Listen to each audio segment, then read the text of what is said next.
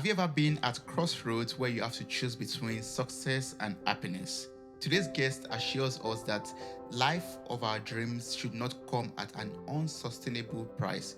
She's a multi six-figure Fortune 500 sales executive, women's career and life coach, yoga teacher, and author of Harness Your Inner CEO. You can learn more about her and her book at beccapowers.com. Welcome to the show, Becca. How are you doing? I'm doing great. Thank you for having me, Toby. I'm finally here. Yes, after so long time, after months of trying to connect, Mhm. and yeah, we finally had the time, and I'm so excited about you being on the podcast today and everything I'm going to learn from you from your book. Thank you so much for sending me a copy of this wonderful book to me. It's a life-changing book, and that's your I'm not sure if I'm messing up the name. Unless you're inner CEO, you can tell us more, much more better about it. One thing I appreciate more about this book is, as I said before we start recording, is each chapter has a putting into practice and also exercise sections where you have the opportunity to reflect, to answer some questions. It's like what you wrote about in the book, like pause, take a break, and reflect, basically. And these sections of the book at the end of each chapter helps us to pause, reflect, and also find out how we could make use of the things that we've learned from reading each chapter of the book. Thank you so much for this wonderful gift. Yeah, you're welcome. So would you like to just share your story, like a little bit about your story, how you became the CEO of your own life? Yes, that'd be awesome. So, I have been, as you said in your intro, I've been in Fortune 500 sales for the last 20 years of my career, which is most of my adulthood. And I was back in 2013 that how this whole concept of you are the CEO of your life really first came into my awareness was in the form of like aha moment, right? Mm, And I was a regional sales manager for Dell, and I, as a leader, have a charging mantra that people before profits is what I have in my head. And I like to lead from that place and make decisions from that place because then at least I know they're for my people first. So yes. the long and short is I got recruited by a company that had a very similar philosophy. And Mm, so I was like, I thought like the stars aligned. And I was like, I must follow this. It's my yeah. passion. I have to go. And so I did. And I resigned from Dell and I had to call my VP of sales to resign. And I thought that I would get maybe marked not rehireable, or I thought I would face some type of rejection or something like that. So I was really scared to make this call. But I had a fantastic leader. And when I called, instead of getting met with rejection, I got met with acceptance. And Mm, when I shared with him what I just shared with you and the listeners, is that, hey, I wanted to follow my own, this mission mantra of mine. He yes. got silent and then responded back with, you are the CEO of your life. And I am so Mm, proud of you. yeah. And that like melted over me. Mhm. And I got quiet, like just like this. And I was like, oh my gosh, that's really cool. What would I Yeah. do different if I was the CEO of my life? So that's where Yes. it came from. Mm. Oh, that's so beautiful. I can remember, vividly reading this chapter of your book also, where you didn't resign to your direct boss, but you went to above him. I thought that was like a big move, basically, like going above your boss to tell him that I'm sorry, I have to leave this job because it's not people before profit and that. And he told you that, and that you have to be the CEO of your life, and you sat in your car for a while to reflect on that. Then you went to tell your team about it. I'm like, wow, that's so amazing. Yeah, it was really comical in that sense too. I'm like, I skip leveled my boss and resigned to his boss. I'm like, the whole Yeah. thing was just kind of a big moment in time for me, a moment I'll always remember. Yeah, But what gave you that confidence to to skip your boss and just move to the higher level to I talk to the other think boss? I knew the integrity of my VP much more Mm. clearer than I knew the integrity of my direct boss. And Ah, okay. also my VP of sales, I would consider him a visionary. So like if I said to him like I did, I believe that people before profits is that's my leadership mantra, and I believe in it so much that I want to work for a company that has that as their motto. He would Mm, see strength in that. Like I knew, yeah. even though I was terrified, I think part of me knew he would respond positively to that. Mm, And I mhm. think that I knew that my director, even though he ended up, he has a, the director that I skip leveled, has a redemption moment later in the book. But Yes. I think I knew that he might not understand the depth of my why Mm, and might challenge me yes. more. And I was going to leave regardless, and I Mhm. wanted to leave on good terms. And I thought I would be able to accomplish that more with my VP. Oh, that's good. Yes, that was a wonderful move that you made, and I love the fact that he told you that you are the CEO of your life, because that statement, made you take these steps that you took, and also made you give back to this wonderful gift of your book that you have blessed us with. Also, that's so Hmm. awesome. One thing I read up in the book also that I found very relatable is that you said you were a people pleaser, and you work with this method of the power through and it will Yes. workout method, and that's took you through your job, took you through your marriage, and yeah, and it's made everything messed up at some point at the end. So can you tell me about how you were able to overcome this people pleasing, will I call it character or habits, and how you're able to let go of this the power through and it will workout method? Yes, sure. So, yes, the power through and it will work out method. I think Yeah. almost any high achiever can identify with that. And anybody who is very, I always say, like, if you're a leader, whether you're in a leadership role or you're a leader in the way you show up in life, I think we have this power through and it will work out method. And I say that because we're the optimists, right? We're the ones building the vision. We're the ones blazing the trail. And so if we Mm. can't find our own inner strength and perseverance, then who can, right? It's up to us.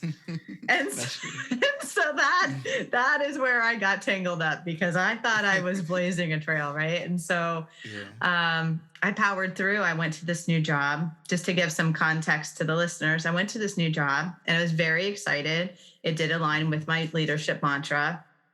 But I think I knew within the first 3 to 4 months that something wasn't a fit for me. And instead of really admitting that to myself and to somebody else, I powered through because I was aligned to the mission. There are some really wonderful aspects to this company. And I believed in the leadership. I believed in how they were showing up. And I just wanted to be a part of it. So that is what had me powering through. Yeah. Um, what I didn't know is that so I had a situation, I'm just going to digress for 2 seconds so I can give some more context and that'll give us lots to chew on for this conversation. Right Yes. after I had that 3 to 4 month like aha moment of like maybe this isn't a fit, you read in the book, not too long later I got pulled into the office because I was quote unquote too much, right? I was Mm. showing up with my big tech spreadsheets and ways of looking at sales business. And it was way different from the role that I got hired in. So Yes. they were like, how about you tone it down by about 50% and let me take away your spreadsheets too? So that Mm. moment actually made me cry. But what I found fascinating about it in reflection is that instead of, like I say now, like standing in my personal power, I did have that inner people pleaser and I wanted them to like me. I wanted them to approve of me and I wanted to be validated in my decision. I left and took a third of a pay cut to go to this Mm. company. Yeah. I felt like I needed to prove to myself, to my family, and to everybody that I wasn't crazy and that, Mm. I made the right decision. And so that's a longer answer, but it gives like a lot of color to the why behind why we do things sometimes, Yes. you know? That's true. Yes. We always want to try to make the people around us proud of us, or to make them, to show them that yes, we know what we are doing, and yeah, we are whatever we are doing. Yeah. Yeah. Yeah. And I think that's one of the things that I really wanted to try to get across in the book, and hopefully I did, was Mm. that it's not about beating ourselves up for making bad decisions. We actually, I think most of us make really good decisions based upon the information we have at the time Yeah. and what we think we're doing, right? Like I thought I was Mhm. providing for my family. I thought I was following a mission mantra. I had all the, I would say, right concepts in my head. I was doing things for what Yes. I thought was the right reason. I didn't realize that I was disempowering myself in the process. Mm. It wasn't Mm. until later on down the road that I was like, oh, wow, probably made some bad decisions. Yes, yes. And I love the way you painted it all out in the book. But I would love you to share with me or with us how and when we can admit that things have been messed up and how we can make progress from this rock bottom. Yes, that's really good. So, in the book, I curse. So, I don't. Is it okay to curse on here or no? It's fine. Okay. It's fine. It's fine. All right. So the name of the chapter, and I'm not going to curse too much, but it is for a reason. It's called Mm, "Admit When Things Are Fucked," and I mm, really wanted to be brash with that because I do have a little bit of education and trauma awareness, and sometimes, and actually most of the times, like Tony Robbins uses cursing in his mm, way because it interrupts the pattern in our nervous system, and so that's why I say it like that because especially us who have that powering through mechanism, we need that system interrupt. We need to be like, oh my God, things are so effed right now that I yeah. can't even move on. And then when Mm, you can stop and admit that things aren't working and they aren't going to plan and just admit, like, ow, I have pain in my left shoulder. I've had that for how mm, long? Maybe a year and a half, or I've mm, had daily headaches and I've just ignored them, or I've been clenching my teeth every night at night. These are the little signs, Toby, that we ignore, right? And yes. so Yes. when I say that term, I'm like, that's when you're at the point when you're admitting things are fucked, there's a Mm, lot of signs that you've been mm, bypassing, right? that's true. Yeah. And Yeah. there's a very big power in admitting that things are going sideways and Mm, to yourself. And then yeah. if you admit them to someone else. I know I've listened to some of your podcasts that like the element of the universe or God, like can come Yeah. in and support you, but it's hard to get that almost like universal support until you can be like, hey man, like this Yeah. is a Yeah. little too much.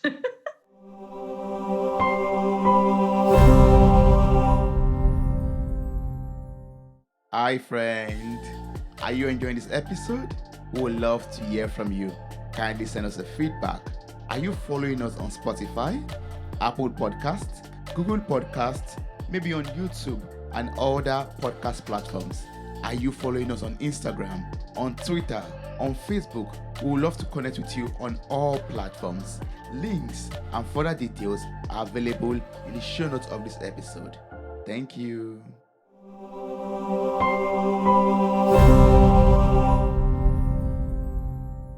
Yes, that's true. We have to be able to admit it and say, yes, I've hit rock bottom, basically. And then from that, I believe we're going to be able to find our deliverance from whatever issue that we are facing or Yes. yeah, circumstances. Yes. And that what you did also with your job, basically, right? Like in the next chapter you talk about activating your self-worth. And one thing that you wrote there that hit me was like whenever your net worth sorry, whenever your net worth is less, then you have to evaluate your self-worth, something like that. Like that's like an Yes. life arc. Yeah. So how can we I would love to start with how can we activate our self-worth, especially after experiencing rock bottom or experiencing a loss or unpleasant changes in our lives. How can we reactivate that self-worth of That's ours? a really great question. And I'm just gonna bring you guys down to the bathroom floor with me because that's where my breakdown happened. And Yeah. I think it's a great place to talk about that rise because listeners, I hit the bathroom floor and I'm not joking. Like I powered through for 3 years. And by the time I had just another really bad day at work on top of 3 years of powering through, my body physically couldn't take it anymore. And at like 10 o'clock one night, and getting the kids to bed, because I have 4 kids during this too in middle school. So it's like, and as Toby was saying, death, like I just lost my dad, like a lot of things had happened. And I couldn't power through anymore. And at 10 o'clock at night, Yeah. family's down, I'm washing my face. I hit the floor and I'm just crying. And that's the when I had just admitted out loud that everything to myself, to God, to friends, whoever wanted to hear, that I had no clue how to move forward. Yeah. And my rise, like, so my darkest and almost like not most embarrassing moment, because it has been my, my transcending moment. It's my moment of empowerment. But Mm. before I rose, that was like one of my lowest moments. I fell to the full floor. I felt disempowered. I felt hopeless, powerless, like all of those type of emotions. And then I Yeah. remembered, and I'm not being cheesy when I say this, like that voice from where we started this conversation, my former boss, Yes. his voice came into my head and it was like, "You are the CEO of your life." And I was like, wow, like it was so empowering. And I still get the goosebumps now. So if you're a listener and you're like, how do I even start to prioritize myself? How do I even start to reconnect with my self worth? Let me tell you Mm. this: you are the CEO of your life, Yeah. period. There's always time for you to stand and get your grounding, stand firm in your strength. You might not know what to do, but there is no other person that can be the CEO of your life. And for Mm. me, there's more that we can talk about, but I'll pause because that was like my moment of empowerment that changed my Yes. life.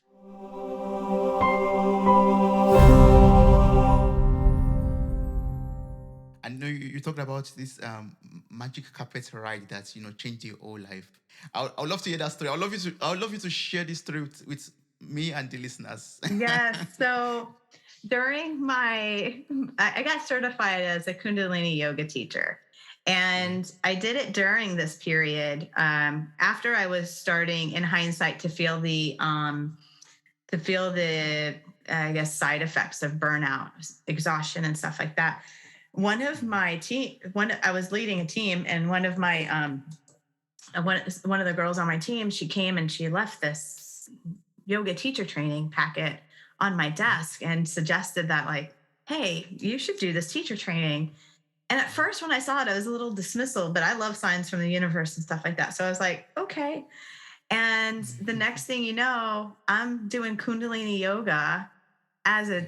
in teacher training, and I'm going into like deep meditations that are like hours long and like days long. We're like sitting on a floor on a mat for Yeah. like days. And so I had wonderful experiences, and I call them in the book all of my magic carpet rides. Mm. Um, but one of them in particular, because I have a couple in the book, but one of them in particular that I really liked, and it is in the towards the end in the chapter of success and happiness, was chapter 12. But I have one of my magic carpet rides. I was doing a meditation and they brought us back into tribal experience. Like it was a tribal beat going on, and they wanted us to connect with our higher selves and Mm. the wisdom from our ancestry and just all sorts of cool stuff like that. And I'm like, I have no idea where this is going to go. And then Yeah. we get into meditation and tribal beats starting. Mm.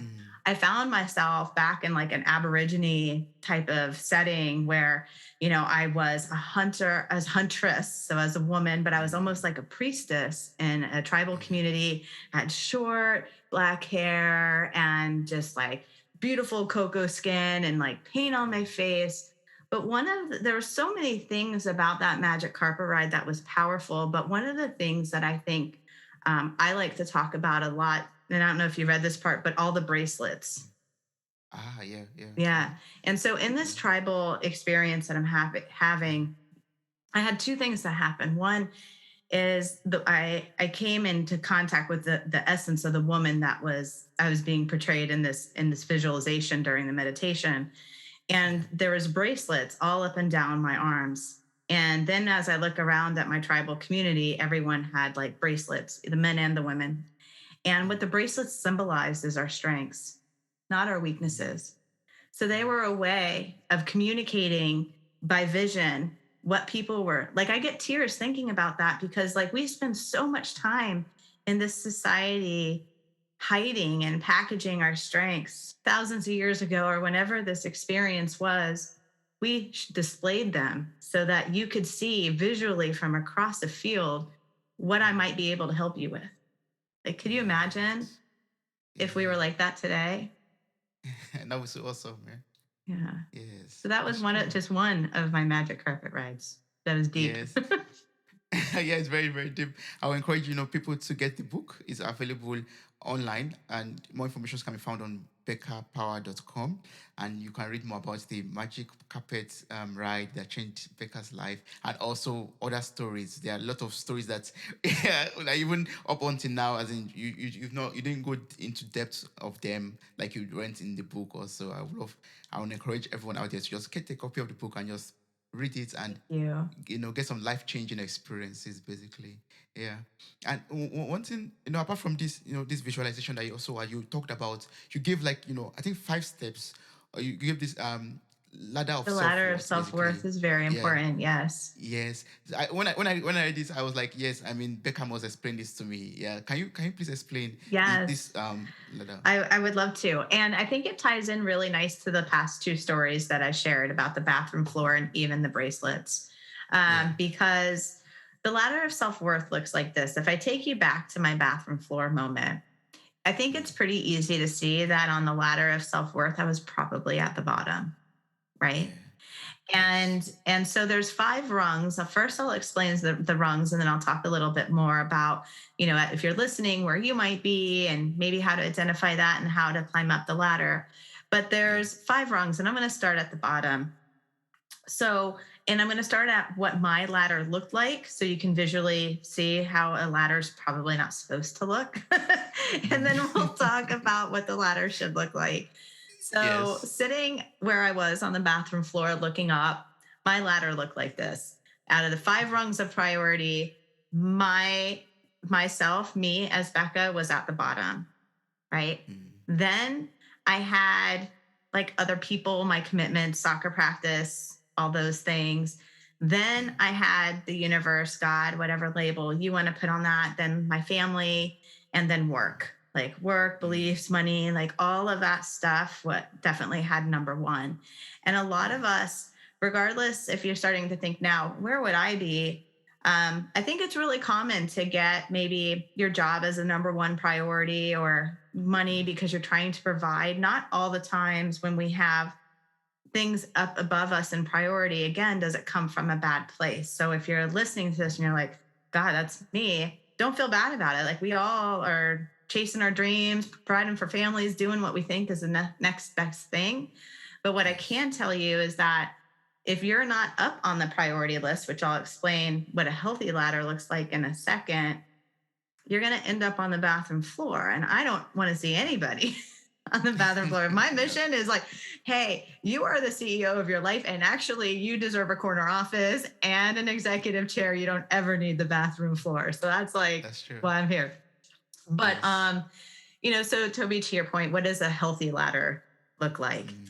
So it looks like moving yourself from, if you find yourself in your reflection at the bottom, it means you're bringing yourself up to the top. In my Mm. experience, I had to bring myself to number one. I know when we bring religion and spirituality into the mix, some people really are like, oh, I want God or the universe number one. I'm not here to challenge beliefs. And if you want to put God and the universe number one, that's cool. And put yourself number two.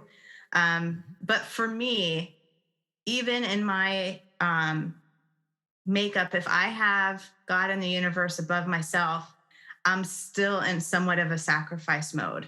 I'm still not prioritizing myself. And for me, when I really move myself to that top rung, which I do believe I would encourage everyone to put themselves at, even for a temporary amount of time, because Yeah. when I thought about it, like, and I have 4 kids, so I thought about it this way. I'm like, I don't know that I would ever want my kids to put me above them.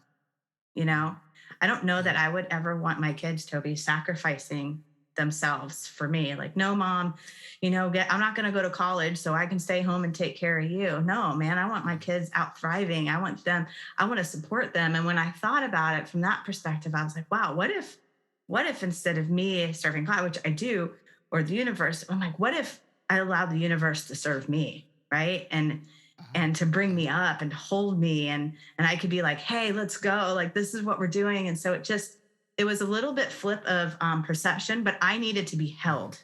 right? And so to Yes, have the yes. universe under me and rung two, I felt I could stand. And so Mm, I would say for the ladder of self worth, I want to see the person, you listener, you, Toby, me, in one or yes. two, but I'll let your beliefs dictate where you go. But I just wanted to give some color around that. And Mm, then three would be your immediate relationships. Those are the ones that should be getting the most of you. mm, In my scenario, my relationships were kind of towards the top, but everything, but the, but my work and job got so much of me that even though they were a priority, they yes. didn't get much of me at all. And Mm, so that's why, as we go through this, I have you, you, the universe, your intimate relationships, then relationships. Yeah. your secondary relationships. These could be like your work relationships, your social Mhm. circle, you know, your commitments, whatever, community, all of those Yeah. things. And then Yes. lastly would actually be your job, money, beliefs, and all of this stuff. So it was like mind blowing to people. Sometimes they're like, I think you got it all wrong. Well, you can Yeah. see in the book when I got my ladder right and I was able to rise up into my self worth, my net worth increased Yes. like, like that's all I can say. I can only make a sound for it because like Yeah. it Yeah. doubled and then tripled. And I was like, oh my God, this is all I wanted the whole time. But I had my priorities all Mm, mixed up. So I hope I didn't amazing. take too much time explaining that, but I'd like giving some detail around it. Yeah, that's so wonderful. But yeah, I mean, it's always important for us to get our priorities right and to get that order right as you arrange it in a wrongs basically. So for someone out there who is wondering, how can I detect or how can I identify when my priorities are not set right? Sometimes we could be working on things and thinking, doing everything all right, everything's wonderful, but things don't seem to be working well. But you still cannot identify why it's not working well. So can you like give him some tips or some insight into how we could detect the areas where we have to change our priorities in order to get things right? Yes. What are you complaining about? That Ah, that is the key. Because again, yeah. in the powering through persona, we Mm, know, but we don't know, right? Because we're powering through. We got this. You know, I remember so true. many times I was like affirmation. I'd set myself. I'm like, I'm powerful. I'm strong. And like I'd like go into work like amped up, and then I'd come back. I'd be like, God, I had another like to my husband, like I had another long day. This team, you know, Yeah. this person did this and this person did that, and now I Yeah. feel drained. So just in Mm, that scenario, I have a list. I feel drained. yeah. I Yeah. had a hectic day. So there's hecticness. I'm drained. Mm, There's, you know, people are doing crazy things. I don't have control, which is fine. I don't always have to have control. But I think yeah. sometimes my point is that the answers are a lot more simple and in front of us than we Yes. care to admit. And so, but in just that example, I was giving my work. In that example, I was dedicated to that 12-hour day. You know, Mm, so like just in that yes. example, Yes. my job was above me, my team was Mm, above me.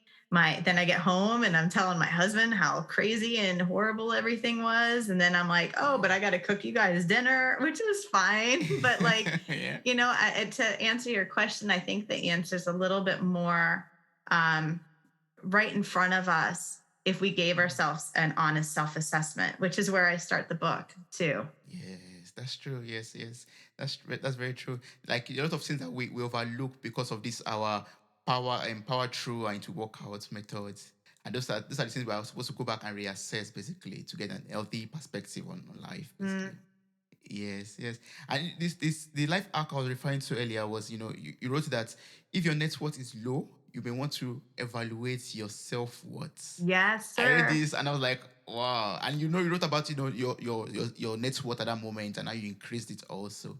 So I would love to know how our net worth is connected to our self-worth and how can we increase both of them? How can we increase our net worth and our self-worth?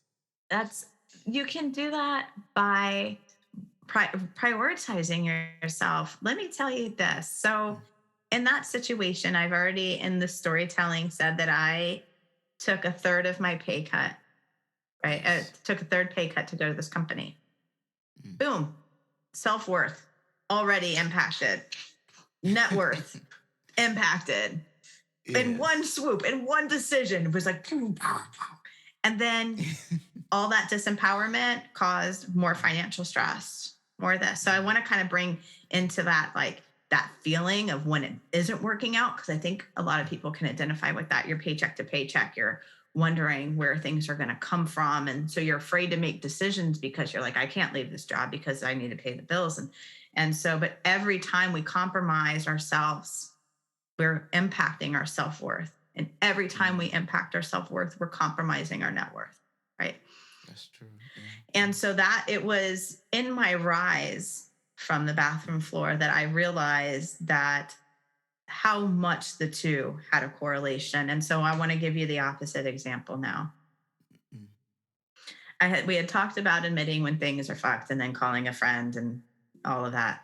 So, yeah. hey, I fell to the bathroom floor. There's no lower I could go. So the next day, Mm, I call my best friend, my work best friend. That's what I call her, Jessie. And I tell her, I'm like, hey, I can't do this anymore. I can't power through. I ended up on the bathroom floor last night, but I feel mm, empowered today because I am the CEO of my life. I have no idea what that means. All I know is I'm going to walk in, and we can talk about boundaries in a second, but I'm going to walk into work with some boundaries. I'm not going to yeah. compromise myself, and I'm going to stand in my power, and I'm going to look for another job. And she's like, this is what I mean. You just got to tell people sometimes that you don't have it all figured out. Cause she's Yeah. like, I got you. I'm going to make a phone call for you. And within 24 hours, she got me the interview to the job that I would ultimately 3 months later quit to go to. And Mhm. in one swoop of restoring my self worth Yeah. and not knowing, it's okay. I had to be okay with not knowing. I don't know where this is going to go, but all I know is I'm not willing to compromise myself anymore. Mm, I got an offer for almost double of what I was mm, making. yeah. And that moment, I was like, oh my goodness, those two things are connected. Yes, yes, that's true. Because by the time your net worth increases, your self worth also basically increases Yeah, too. Yeah, well, it's pretty easy. yeah, Yeah, you start feeling that money. You're like, yeah, this feels yeah. good. I feel like $300,000 per month or Yeah. something like that. Yeah, that's very true. Like when we look at it in the sense of it, yes, that's true. Like they're intertwined basically. They're hmm connected. Yes, But yes. what I'd like to encourage, like, the listeners, is that it does start with your self worth. Though it's easy to feel Mm, self worth rise when your net worth is rising. It's not mm, as easy to feel your self worth rise when you're on the bathroom floor or you're living paycheck to paycheck. And what the message I want you to hear is, you are the CEO of your life. If you can yeah. pause, like Toby was saying in the beginning, if you can pause, reflect, and he talks about this in his show a lot, and reevaluate, you can make different decisions. And Mm, it's in those little decisions of, I always like to say, and I learned this from one of my mentors, that choice has two paths, only yeah. two paths. Our choices either serve us or they sabotage us. Mm, And the more you make choices that serve you, the more your self worth will increase. yes. Yeah. So we have to make those right decisions in order to, yeah, become the CEO of our own life, basically. Yeah. Mhm. Yes. And one thing that could stop us from becoming the CEO of our lives are these beliefs, these limiting beliefs that we set upon ourselves. So how can we break free? How can we empower ourselves and break free from the limitations that we put upon ourselves and the ones that, the people around us, the loving people around us place on us also? Yeah. I think it comes back to, I don't want to oversimplify it, but also I do want to, like, kind of just illuminate it a little bit, is Yeah. pausing to recalibrate. Like, so many times we get stuck in a belief Mm, of, whatever our belief says. But I had a limited belief that said I have, and this is my issues from growing up. I have had a limited belief that I have to earn things. I have to mm, work really hard and earn them, and I have to prove it because I got a lot of my people pleasing. I got a lot tied up in mm, validation and approval. mm, Well, sitting on the bathroom floor, there was no other place I had to go. I had to look at my beliefs and say, are these things really helping me or are they hurting me? You know? yeah. And Yeah. I wish that I would have given myself permission to explore my beliefs more frequently so that Mm, I didn't have to get so low before mm, I rose again. So my answer yeah. to that is pausing to ask yourself, is this still working for me?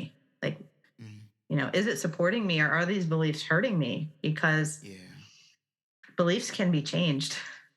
That's true. Yes. Yeah, except that, we have all these stubborn beliefs also, and we just have to find a way. I'm so thankful that you wrote about them too, like having these old stubborn beliefs You and call them old patterns. stubborn beliefs. They just hang on, man. You're like, you're still Yeah. here? Yeah, but you have to find a way to break free from them. You have to find a way to create new policies for yourself, and also set healthy boundaries. Yes. And that's one thing I want to ask also, like, how can we set healthy boundaries for ourselves? How can we finally break free from these old stubborn beliefs and patterns and create the new policies for ourselves and stay and stick to that healthy boundaries that we set for ourselves? I think the first thing is, we talked about that ladder of self worth, but really what it Mm, is giving yourself permission to say yes to yourself. And that mm, sometimes requires you to say no to other people. yeah. And that, again, kind of gets tied up in beliefs, that kind of gets tied up in image, that kind of gets tied up in validation and approval. It's uncomfortable. And I'm not going to sit on the side and tell listeners that standing up and being the CEO of your life is going to be easy. It's empowering as hell and it's fun and it's this, but it is also hard because that means now that you have accountability. It means now that you have responsibility. Mm, And with that, like CEOs have to make really tough decisions, right? yeah. And Yes. I had to make some really hard decisions once I rose into my own CEO.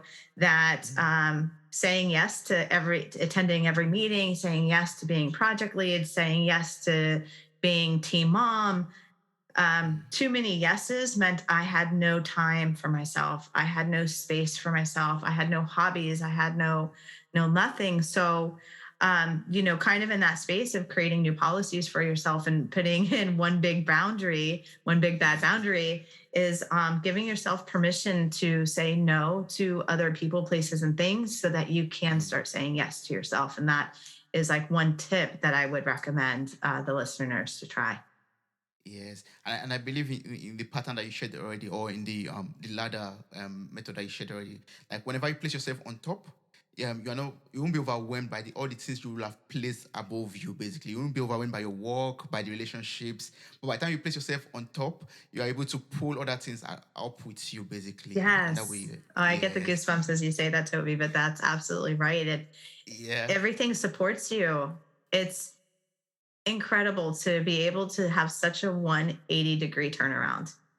Yes, that's true. Yes. Wow. That's what I wish for myself, for you, and for everyone that's listening out there. Like that's 180-degree turnaround to something greater, something much more awesome, Mhm. and becoming the chief CEO of your life, basically, from CEO to the chief CEO to the. Yes. Go as high as you can.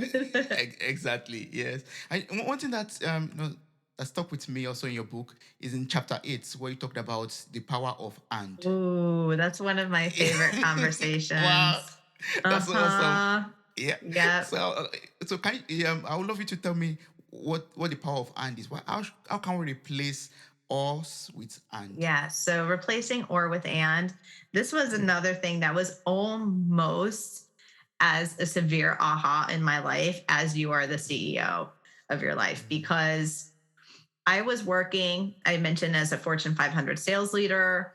I was a mom. I had all these different, I say that we wear metaphorical hats. So, listeners, you can just identify your metaphorical hats. Who are you at work? Who are you at home? Are you a wife? Are you a husband? Are you a brother or a sister? mm, Like, once you start putting up all your labels, most people can get to 10 yeah. metaphorical hats really quick, right? Yes. Yes. And we have been conditioned, whether it's society or upbringing, whatever it is, to kind of just show up as that singular person, not a whole Mm, person, but like if I'm showing up to work, I need to be work Becca. I'm not allowed to be mom Becca. I'm not allowed to be yogi Becca. I got to mm, be work Becca. And what I have found is that or that limitation was really harming me. It was fragmenting me and taking a lot of my energy. And it takes a lot of energy for us to show up only as partial selves, right? Yeah. And so it Yes. was a little bit of a funny story, but we mentioned that I ended up taking this yoga teacher training. And so I was Yes. taking yoga teacher training, and then I had this like corporate job. So the long Mm. story short is my yoga community was like, oh, I bet you can't wait till you quit your corporate career because that must be killing your soul. And I'm like, I actually love my career. Like I had no intentions of quitting, right? Yeah. I Yeah. happen to like corporate sales and I also happen to like yoga. Like, is that okay? Mm. So anyway, it was kind of just funny because I was like, no, guys, I'm not quitting my job. I just also Mm. like yoga. And then at work, they were like, you're crazy. Like, you're going to quit this job to go be a yoga teacher? They're like, Becca, you do know yoga teachers don't make any money, right? Mm. And I was like, it never dawned on me that I would be leaving my job to become a yoga Yoga teacher. teacher. And it was kind of like in that, using that story, but it was that pulling, like I felt, and I wrote in the book, I felt like I was being pulled in two different directions. And yet I'm one Mm. person that truly enjoys both. And it Yeah. was in that space that I was like, I just need to give myself permission to be both. Mm. And in doing so, you talk about self worth and empowerment. That was a rush of empowerment. I'm like, oh my gosh, I am both. And then it Mm. made me feel even more empowered. I'm like, how many more ands can I put in this? Like, I'm a yogi and a corporate sales leader. I'm a Yes. yogi, corporate sales leader, and a mom. I Yeah. can want to be driven and have a six-figure career, and it doesn't make anything else less about me, right? I can Yeah. be all of Yes. it. And so, like, Mm. once I started shouting like the power of and from the rooftops, more people were like, oh, that feels so much better. Yeah, that's true. Yes. Well, one could ask, like, how do you balance it all, Becca? Like, being a sales lead and also being a yoga teacher and being a mom, and you have relationships, you have friends, your family. How do you then balance it all together? Comes back to my one big boundary, and Putting that's yourself on top. putting myself first and giving Yeah. myself permission to say yes to myself first and no to Mm. other people second.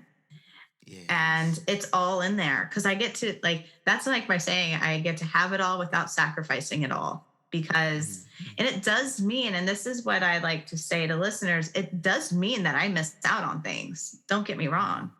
But Mm. my energy, I'm not missing out on my energy. I'm not Mm. missing out on feeling life. I'm not missing Yeah. out on my hobbies. I get to say Mm. yes to the things that in this moment in time are really serving me. And Toby, one thing that I think is super important as we explore this power of and also this big boundary is that we're Yeah. humans, we evolve. Mm. And Mm. so, what works for me, what is my yeses today, might not be my yeses tomorrow. No. And Yeah. that's True. why this pausing, one of the things that I do well right now and why I wrote the book is because I constantly pause now to reevaluate. Like Mm. every 90 Yes. days, like just Yes. like a CEO would, they have quarters in business. You have Q1, Q2, Q3. Yeah. Every 90 days, I pause and I just do a quick little brainstorm. What's working? What's not working? What do I like? What do I not Mm. like? Because I come Mm. off, I'm human. I'm not perfect at this by any means, but I That's am true. stopping. I am Mm. pausing. I am reflecting Mm. and I'm recalibrating, which allows me on the Yes. greater picture. Like I have bad Mm. days, but in a bigger picture, that's how I'm Mm. able to do it. That's true. Yes. Yes. That's very true. And that, I mean, just it requires us to always, to always stop and reevaluate, and that way to recalibrate, or basically our Mhm. lives. Yeah. Yes. Wow. And so, how would you say you converted all your pain, like being on the bathroom floor, into purpose today? Like you took all of this experience and you are Yes. now using it to impact other people's life. So, how would you advise us to take our pain, our bad experiences of life, Yeah. and turn it into purpose? Thank you for asking about that because I think it is my closing chapter, but it's Yeah. probably the part that I get to talk about the least. Mm. But I also think it's the most important because Yeah. we all have a story. we have all been, I think if one thing everybody can relate in, like if you're talking to an audience or a group, like has anybody been through pain, and everyone raises their hand, right? Yeah, Like, and everyone's that's like, true. oh, you don't know what I've been through. And the other person's like, you don't know what I've been through, Yeah. you know? And, what I encourage listeners to do is really, there's I do have a little bit of a trauma background, and I studied it because I've been through a lot, which you would, Mm, find out more in the book. But what I want to say is that, there's a certain level where you do fall into victimhood initially when you've gone through a horrible situation, and then you kind of heal, and yeah. some people move on from it and they don't really talk about it again. And so there's Mm, different levels of how people cope with pain and trauma that they've been through. But when I finally got to a point of saying, okay, this thing happened and it's not going away. It's just, mm, I might be a little more detached from it. I might yeah. um, not be as hurt by it anymore, but it's still there. And I think for me, I use the analogy of a roller coaster in the book, but it's like I could either go through life holding on to this pain and gripping, if you're using the analogy of a roller coaster, I could go through life gripping the bars, keeping my eyes closed, and just quenching through the entire experience, just waiting for it to be over. Or Yeah, that's true. or I can say, wow, okay, I've got an opportunity to ride this roller coaster again. I can Yeah. grab the bars and I can Yes. look out with wonder and just, smile and anticipate what's coming around the corner next, and just ride Mm, the roller coaster from a different perspective. yeah. And it was when I kind of got that, like, hey, I have choice of how I want to show up. Mm, And when I realized that I had more choice in it than I thought I had, I was able to reflect back on my pain and say, oh my gosh, everything I went through, there's a way mm, I can share this. That's like as if as I'm sharing this story with you guys, I'm not in my wound, right? mm, I'm in the story. I'm able to say, here's the gemstones that I found from it.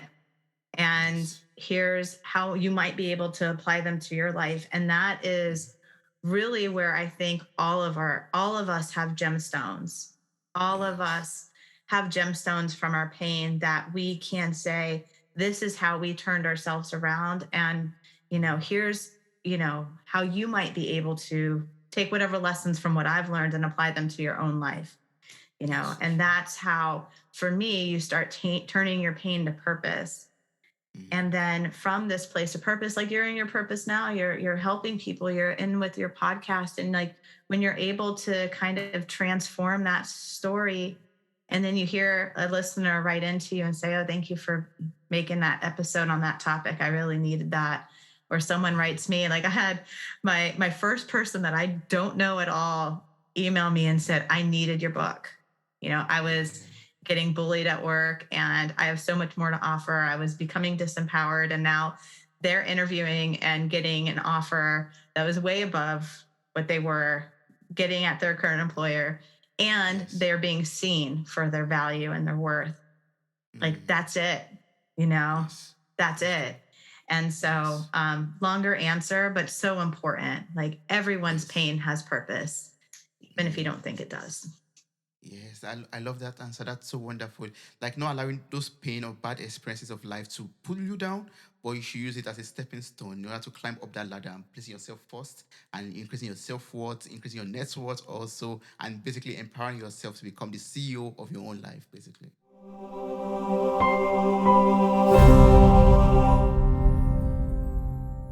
So for people out there who would love to, maybe connect with you in order to get across to you for coaching, because I know you offer coaching also, life Mhm. coaching to people, or maybe yoga also, or so just some advice, or maybe to ask you more questions that Sure. we were not able to cover in this episode. Like, what's the best way to connect and work with you? I always say that social media is always a good way to stay constantly connected. And I'm on three Mm, platforms and I have the same handle across each one. So I'll start with the handle. It's at Becca Powers 1313, and that is Instagram, Facebook, and LinkedIn. mm, As far as coming a little more deeper into my world, I have. you can get on my mailing list and get some freebies too. So I didn't even tell you this, Toby, but if you go to beccapowers.com/podcast freebies, and I'll give Toby the link so he can include it in the show notes, it'll have the self-assessment that I have in the book, and a little article I wrote on how to create change when you feel stuck. So that way you can start getting unstuck right away, getting that self assessment going, which we both feel is so valuable. And then you'll be in my email world. So when I do release coaching programs and workshops and things like that, you'll be first to know. Yes, that would be so awesome. I'm going to place all of these links in the show note of this episode so you can just copy them or click on them and get across to Becca Powers and get across to our different platforms and order the book also. If you go to beccapowers.com, you'll find the options, the various options in which you could get access to Yes. the book. Yes. Yes. I'm like, oh, Thank you you so have the much, Becca. book. Yes, I do have the book, and I encourage everyone to get the book. Also, it's a wonderful workbook, a wonderful book filled with stories. You talk about Grandma West in Oh it. my You talk about gosh. Isn't she awesome? yeah, she is. Everyone needs a Grandma West. Yes. with a car coming down the road, with the music, and happiness is not money. Different stories that I don't want to give out now. I want everyone to just get the book and read it and just enjoy the wonderful story and wonderful life experience that Becca has Yeah. been opportuned or blessed to experience. Thank you so much, Becca. Yeah. Thank you so much, Toby. Wow, you made it to the very end of this episode. Thank you so much for listening. I'm grateful for your time, your love, and your contributions. Subscribe, like, review, and share this podcast. God bless you. Bye. Bye.